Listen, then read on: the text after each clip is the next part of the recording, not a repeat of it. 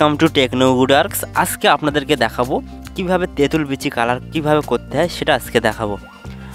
তো পুরো সহজে আজকে আপনাদের তেঁতুল বিচি কালার কিভাবে করবেন সেটা আজকে দেখাবো। আর ওয়ালনাট কালারের উপরে তেঁতুল বিচি কালার হবে, ওয়ালনাট কালারের উপরে। তো আমি এটা গালা দিয়ে করব, আপনারা পুরো সম্পূর্ণ বুঝিয়ে বলবো কিভাবে এই কালারটা করতে হয়।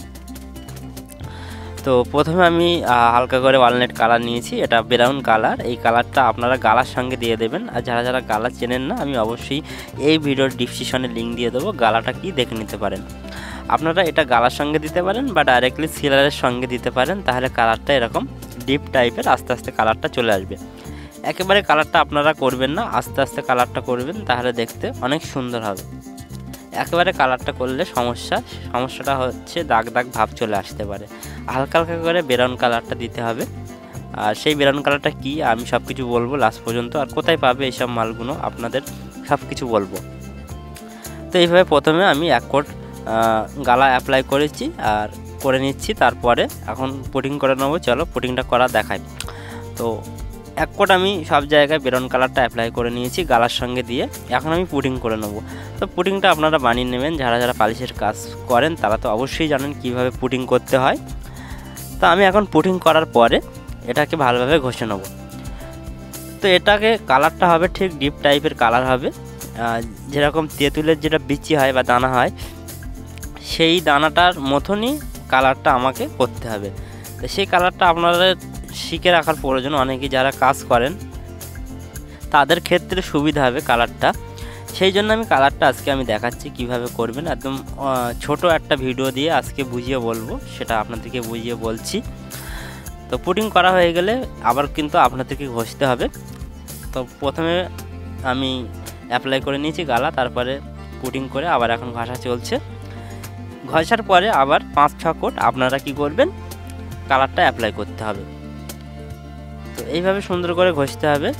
ঘষার সঙ্গে সঙ্গে দেখবেন ওটা কাঠটা পুরো ফাইন তেলের মতো একটা ভাব চলে এসছে। তো এটা হচ্ছে আমি গালা দিয়ে করছি, আপনারা চাইলে সিলার দিয়ে করতে পারেন, যারা যারা সিলারের কাজ করেন সিলার দিয়ে করতে পারেন।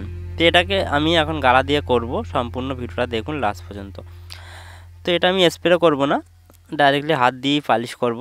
আর যেহেতু আপনারা স্প্রে পিউ পালিশই দেখতে চান, আমি এই ভিডিওর ডিসক্রিপশনে লিঙ্ক দিয়ে দেবো, ওখান থেকে দেখে নিতে পারেন বা আবার চ্যানেলে গিয়ে দেখতে পারেন। এই যে চ্যানেলের যে আমি লোগোটা আমি দিয়ে দিয়েছি দেখুন, টেকনো উডওয়ার্কস স্কিমে দেখতে পাচ্ছেন, এটা আপনারা সার্চ করে ইউটিউবে দেখতে পারেন।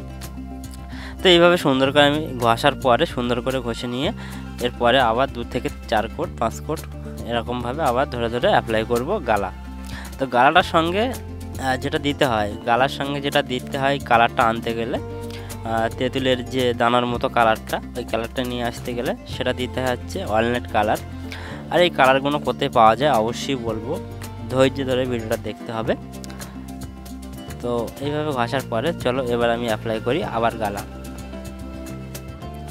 তো আমি গালা নিয়ে নিয়েছি, গালার সঙ্গে আমি ওই ব্রাউন কালারটা নিয়ে নিয়েছি। তার কালারটা কি আমি দেখাচ্ছি। তো তার আগে আবার 5 থেকে 6 কোট এইভাবে সুন্দর করে আমি অ্যাপ্লাই করব। করার পরে আমি এর উপরে হালকা করে গ্লেস অ্যাপ্লাই করে দেবো। সেই গ্লেসটা কি গ্লেস সব কিছু দেখাবো। তো যদি না বুঝতে পারেন অবশ্যই কমেন্ট করবেন এটা কি কালার আর কিভাবে করছি, যদি না বুঝতে পারেন অবশ্যই কমেন্ট করবেন। তো এইভাবে সুন্দর করে আমি 5 থেকে 6 কোট অ্যাপ্লাই করব। এটা আমি গালা দিয়ে অ্যাপ্লাই করছি। তো আপনারা চাইলে বারবার বলছি সিলার দিয়েও অ্যাপ্লাই করতে পারেন বা স্প্রেও করতে পারেন। যেহেতু এটা আমি হাত দিয়ে করছি, স্প্রে করব না, সেক্ষেত্রে আমি এটাকে স্প্রে করলে আপনারা চাইলে স্প্রে করতে পারেন, কোনো সমস্যা নেই। তবু গালা তো স্প্রে হয় না, যদি সিলার অ্যাপ্লাই করতে পারেন সিলারের সঙ্গে কালারটা দিয়ে আপনারা স্প্রে করবেন।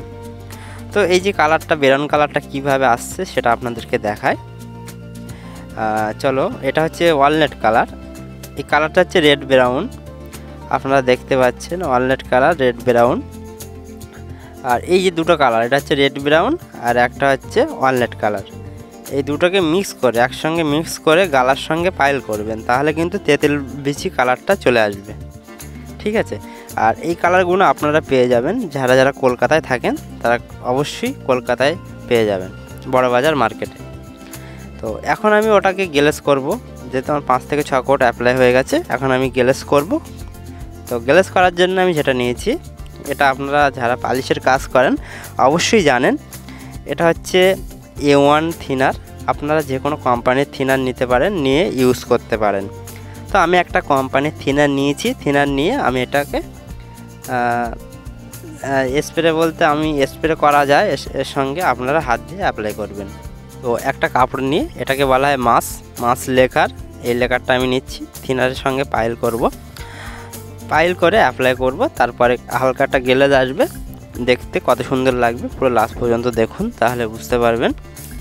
আর অবশ্যই এই মালগুলো পেয়ে যাবেন Kolkata Burrabazar market, Eastern Road. আমি এই স্ক্রিনে লিখে দিচ্ছি অ্যাড্রেসটা, ইস্টার্ন রোড, কলকাতা বড়বাজারে যাবেন, ইস্টার্ন রোড বলবেন, 12 নম্বর বনফিল্ড বললে আপনারা পেয়ে যাবেন।